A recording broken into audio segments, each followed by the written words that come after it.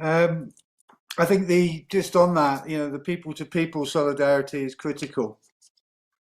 And we start building that, and Pakistan provides an opportunity to do that. We certainly would like to give it to credible organisations. We're having some fundraising events here. But let me first talk very briefly about my own country, South Africa. We saw over 100 days ago floods or in our second biggest city, Durban, take over 500 lives, destroying thousands of homes, and very little reconstruction has taken place despite promises from the government to do so. We've got thousands of people still in shelters, some of them from the flood before, from from a year ago, um, and that's um, just one element of it. And while we're talking about floods, Kenneth Adai uh, uh, cyclones Adai and Kenneth, which hit the coast a bit further up from Durban, and basically took out the second biggest city in Mozambique, creating tremendous havoc. The port city of Beira, which lost 300,000 homes, were destroyed or partially destroyed. The bill for reconstruction amounted to 300. This destruction happened despite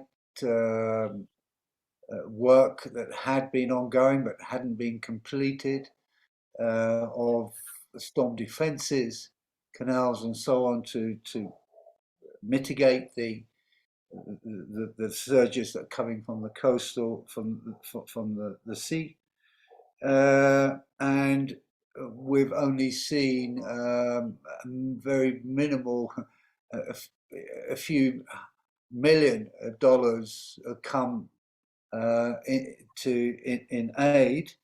Um, Basically, the World Bank turned around to Pakistan and said, "Well, if you really need to reconstruct, according and those figures are UN figures of what it would cost to do the necessary reparations and rebuilding, reconstruction, you'd have to take out loans." And that's what Mozambique's done, and it's now further indebted. It's one of the poorest countries in the world. Now, when you know, what we saw there was a 2 meter rise in sea levels. Uh, Alaska now is over this weekend going to see 3 meter sea level rises.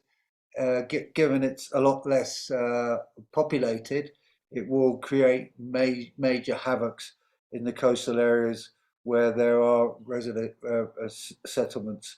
Now, when you combine that with drought, we've had generalized drought happening in the region over the past several years.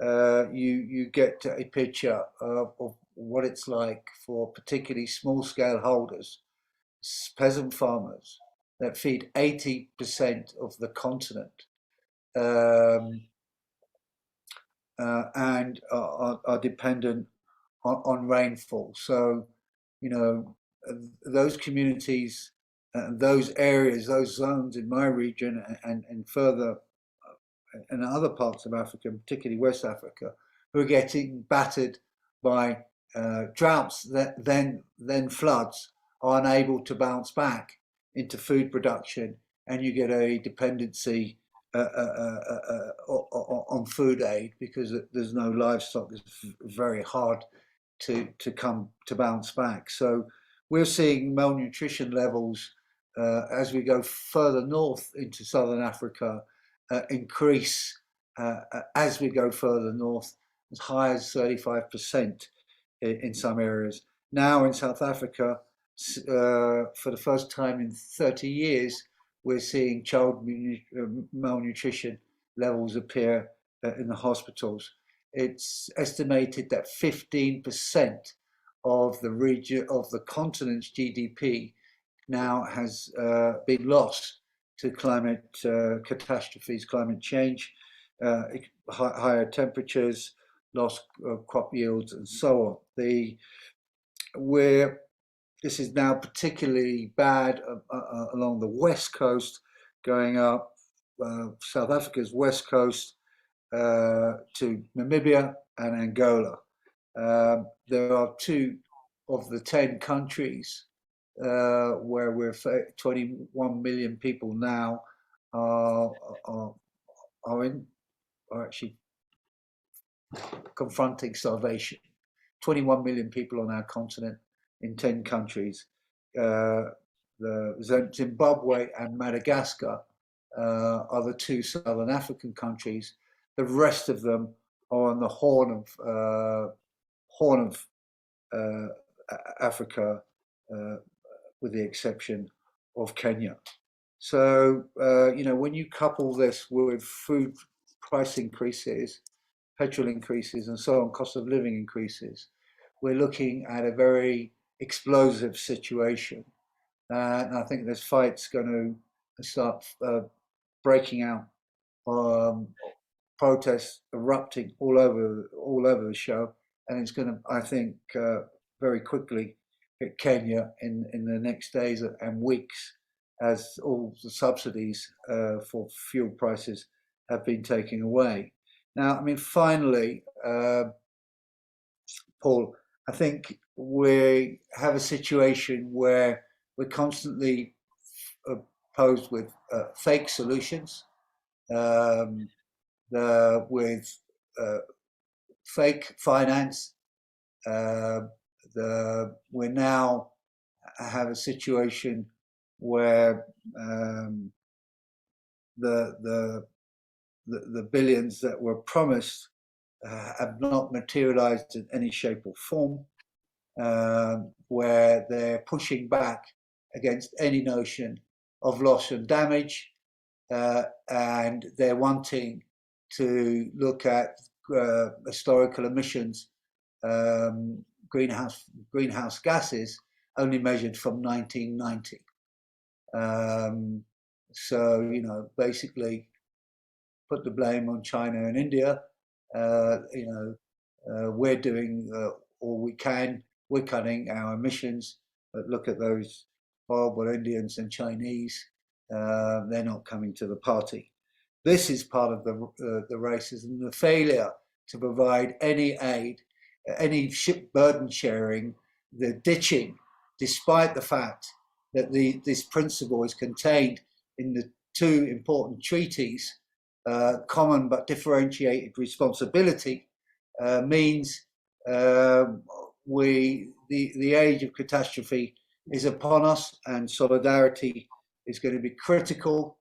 Building solidarity with victims of major climate-driven disasters, and I think we've got to stand by all those countries who are, including Pakistan, whose governments are demanding loss and damage. We've got to hold this corrupt elite, political and economic elite around the world, to account. The science tells us who's responsible, who's historically responsible. We know it's only the global north where these resources reside, in order to be able to address our need for energy transitions, a just transition to occur in a humane manner. Without that, we're going to see massive sacrifice zones that we're now seeing in essentially those parts of the world where there's little or no capitalist development extend to even wider geographical zones. We know what will happen if this, and I think something to discuss. We're told about this incremental increases in temperatures and in disasters, But what we're seeing is what clearly is looking to me is an exponential situation happening where the tipping points are starting to roll into one another, and we're seeing the beginnings of runaway climate change. So the we have very little time, but I do think the prospects for major struggles, which may only indirectly be related to climate, will be upon us and are upon us, and we have to argue to how to link this to the climate crisis, link this to the need for climate finance, link this to the need for a global just transition, but deal with the very hard questions that Zahid raised about fossil fuel and gas exploration in outside the normal areas where this has been found. We've got massive deposits around Africa's coast and so on. So there are many big issues that are confronting us. Thanks, Paul, for giving us a bit of extra time.